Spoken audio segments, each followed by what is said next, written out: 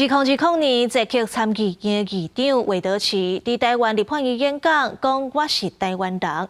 这句话互人印象是真深，因为捷克互共产政府威权统治超过40年，才总算伫咧1989年革命争取到自由民主。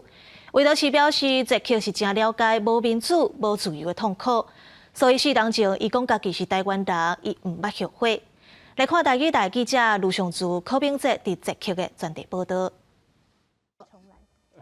我是Telči Elan Masi Taiwan Lan。这位是捷克参议院的议长韦德奇，伊用台语讲出我是台湾人。2020年8月30日，伊带要90人的参访团来台湾，然后9月初一伫立法院发表演讲，用前美国总统甘乃迪我是白人人的话来讲我是台湾人，徛伫民主阵营的立场来表示对台湾的支持，嘛因为伊的公开表态，互真侪台湾人对伊的印象真深。Tak mi jako nejlepší připadala věta Já jsem Tajvanec, protože ta parafrázovala větu prezidenta Kennedyho, kterou on řekl v Berlíně, kde řekl Ich bin Berliner, a tím vyjadřoval svoji podporu demokratické země tehdejším Berlíňanům. 韦德奇表示，这句话的来源是因为冷战时期柏林互苏联包围，是对抗共产的前线。1963年，甘乃迪用我是柏林人代表民主阵营和柏林人徛斗阵，但台湾是对抗中国威胁的前线。韦德奇讲，伊嘛是徛伫对抗威权的立场，挺民主台湾。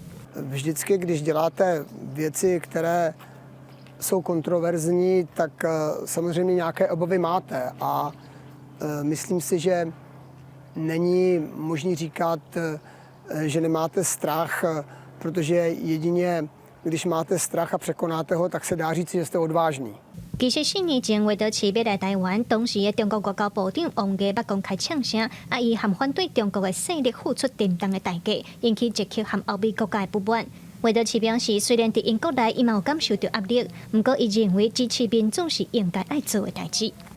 Já jsem přesvědčený, že většina Čechů moc dobře ví z naší historie, jak je důležité podporovat země, které mají za zády velkého bratra a není pro ně jednoduché zachovat svobodu a demokracii, a jsem přesvědčen, že proto většina Čechů Tajvan podporuje.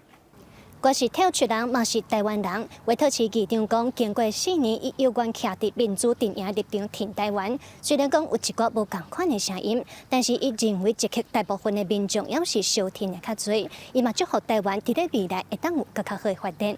以上是记者卢尚珠、柯炳哲伫捷克的采访报道。